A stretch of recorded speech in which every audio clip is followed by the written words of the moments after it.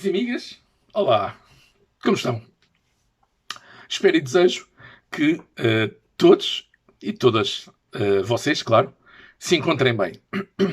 E desejo também que assim continue, sobretudo com boa música. Neste canal fala-se de música e no prazer do colecionismo de discos. Mas vamos também muito mais além, como irão perceber um dia. Repararam no título do vídeo de hoje, do vlog? É estranho, não é? O que escolhi para o vlog de hoje. Especialmente quando não dou a entender os discos que escolhi para vos apresentar aqui em Francis Music Den. Contudo, se assistiram já aos passados vídeos, eu dei a entender claramente o que iria mostrar durante alguns vlogs. Se não o viram ainda, ou se não os viram ainda, não percam tempo e vejam antes de dedicarem o vosso tempo a este. E para que não percam pitada do que se vai passando aqui no canal, encorajo todos vocês, e todas, claro, a subscreverem Francis Music Den, pois garanto que o que vou partilhando convosco não encontram em lugar algum. Óbvio que cada canal é diferente e também cada um ou uma de vocês não é obrigado a colecionar e muito menos a ter os mesmos discos que eu. No entanto, seria fantástico eu saber de quem tenha também os discos que vos vou mostrando. Por isso, vos encorajo também a manifestar a vossa opinião comentando aí por baixo. Bom, relembrando um pouco, os U2 tornaram-se muito rapidamente na minha banda preferida, fruto de uma participação absolutamente notável e fabulosa no Festival de Música Live Aid, em 1985. Situação que se manteve, isto de ser a minha banda preferida, situação que se manteve até praticamente finais de 1989. Mesmo tendo eu já interesse noutros géneros musicais, como o hard rock e o heavy metal. Os meus primeiros discos da banda irlandesa foram recebidos como presentes. Primeiro pelo meu aniversário e depois pelo Natal, em 1986. Tendo eu manifestado total interesse na aquisição de todos os discos que eu encontrasse, demorou algum tempo até ver esse objetivo cumprido. Antes de mais, porque eu ainda estudava e não tinha qualquer fonte de rendimento. E assim não havia alternativa que não a de esperar por ofertas em dinheiro, por entre natais e aniversários, ou que me fossem oferecidos discos, por exemplo, pelo meu tio, irmão do meu pai. Em segundo lugar, porque gostando eu tanto de música e estando sempre a conhecer algo novo, tornava-se cada vez mais difícil selecionar e escolher o que eu pretendia. E, claro, organizar-me para decidir onde gastar recursos financeiros, que nem meus eram. Ou seja, era muito difícil priorizar, devido à quantidade tremenda de discos de música, não é? Que o mercado tinha para oferecer. Ora, após as celebrações de Natal e Ano Novo desse ano de 1986, organizei todos os cheques disco e dinheiro que eu tinha recebido e consegui juntar. Para quem ainda não sabe o que é um cheque disco, também não assistiu aos primeiros vlogs aqui do canal, eu falei que era um produto genial que as lojas de discos disponibilizavam aos clientes e que era muito prático para presentear alguém, quando não se sabia o que oferecer. Um cheque disco consistia num voucher de determinado valor monetário, passível de ser descontado ou rebatido em artigos da loja onde tivesse sido adquirido. Hoje em dia temos os cartões presente com um determinado saldo pré-carregado e que funciona exatamente da mesma forma. No entanto, estávamos em 1986. Portanto, estamos a falar de uma época em que não havia computadores, não havia ATMs, ou terminais de pagamento automático, e muito menos dispositivos móveis ou internet. Por isso, os cheques eram a alternativa mais sensata à utilização de dinheiro, que poderia ser facilmente roubado ou perdido. Eu tinha optado por organizar todos os valores recebidos nesse ano em matéria de ofertas. Portanto, cheques disco para um lado e dinheiro para outro. Mas tendo eu interesse em discos, derreti tudo em vinil. Pela quantidade de discos que adquiri, posso então dizer que até juntei uma quantia bem interessante. E agora vejam uma coisa que ainda me lembro. Um LP custava naqueles tempos a módica quantia de 3, 3,5, 4, eventualmente 5 euros, equivalentes na antiga moeda portuguesa. Um maxi single, EP ou 12 polegadas, como preferirem chamar, custava o equivalente a 2 euros, podendo chegar eventualmente a 2,5 euros ou mesmo 3 euros. E os mais baratos, à exceção das cassetes de fita magnética, eram os singles, também conhecidos por 7 polegadas, que custavam cerca de 1 euro e até 1,5 euro. Talvez isto esteja de estranhar, pois os preços hoje em dia são totalmente absurdos.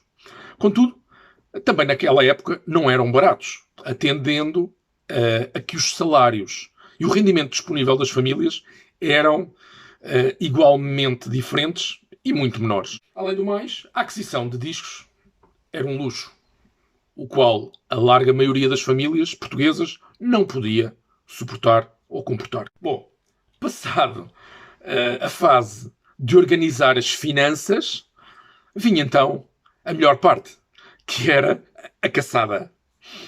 Significava isto que era tempo de passar à ação e ir ver o que eu conseguia encontrar em matéria de discos que pudesse trazer comigo. Este hábito perdurou sempre em mim e ainda hoje o faço ao passar pelas lojas que conheço. Eu fui sempre uma pessoa metódica e isso refletia-se também em matéria de discos e música. Portanto, nunca trouxe qualquer disco comigo assim que o encontrasse. Via tudo muito bem, analisava as possibilidades e só me decidia depois de ponderar e refletir bem. Mas confesso que tendo eu demonstrado interesse nos discos dos U2, sentia-me incapaz de resistir ao apelo de os arranjar. Ainda por cima, quando eu sabia faltarem pelo menos 3 LPs. Raramente tinha interesse em 7 polegadas, com 2 ou eventualmente 3 músicas, ou nos 12 polegadas, chamados de EPs, portanto, Extended Play, também com 2 ou 3 faixas, mas normalmente uma ou outra versão alargada. Daí o nome. Havendo muito poucas lojas de discos naqueles tempos, era na Baixa Lisboeta que os meus passeios eram dados. Pois era onde o comércio de Lisboa se concentrava. Estava aberta a época da caça, não é? Coincidindo normalmente com o início do novo ano. Até porque os tais vouchers, os cheques disco, tinham um período de validade que habitualmente não excedia os 6 meses. Stories for Boys é o título do vlog de hoje. A história é esta. E refere-se, se ainda não conseguiram adivinhar ou ter essa percepção, ao primeiro disco dos U2, chamado Boy. Encontrei-o numa das lojas Valentim de Carvalho, embora não me recordo qual. E teve de ser exatamente nessa loja porque o cheque-disco que tinha em mãos era de lá. Para quem não sabe, a Valentim de Carvalho foi durante muito tempo a maior rede de empresas ligadas à música.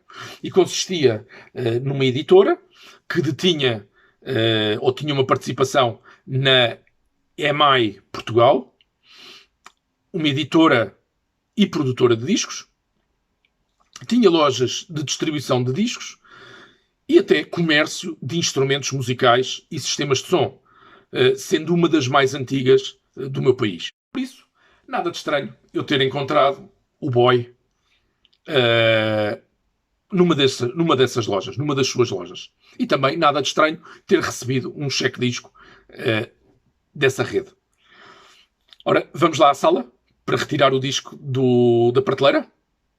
Depois voltamos aqui para falar um pouco deste Boy. Ok? Acompanha-me então.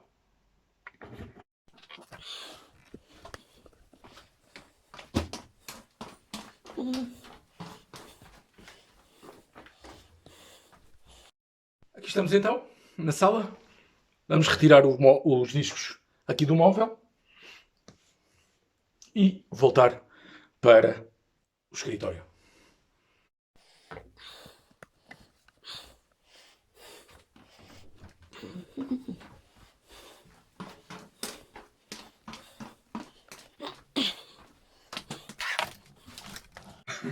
Ora, trago comigo não um, mas 2 Boys.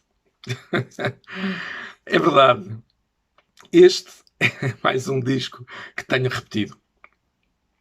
Como vos disse no vlog passado, é uma das grandes manias dos colecionadores. E neste caso, ainda mais estranho se torna se vos confidenciar tratarem-se de 2 prensagens portuguesas. E vocês devem estar a pensar, o tipo é varrido de todo. Não é? Mas calma, que eu passo a explicar. Sim, utilizei um dos vários cheques disco que me foram oferecidos naquele ano para adquirir um dos meninos. Ora, ei-lo aqui.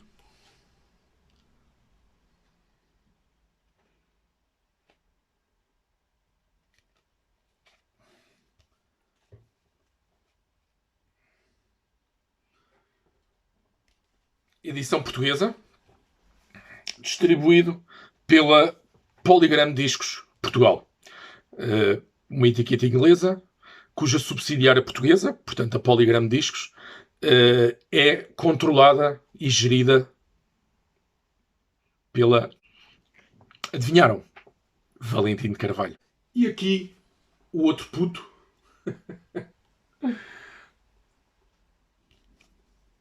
Que me foi oferecido muitos anos mais tarde por um amigo. Olhem, o mesmo amigo que me ofereceu a prensagem portuguesa de The Unforgettable Fire, que eu mostrei no vlog passado. Entre alguns outros que não darei conta hoje para não estender muito o vlog. Vale a pena ter amizades assim. Não concordam? Boy é o meu disco preferido da banda irlandesa. Eu não sei explicar bem a razão para isto, mas talvez por causa da sua sonoridade, tipicamente new wave, inconfundível, e com algumas nuances do movimento punk inglês, de onde a banda tinha emergido em 1977, 1978. Atendendo a que este disco é de 1980, nada de estranho. São canções plenas de energia contagiante, eu diria até tocadas e cantadas com alguma raiva.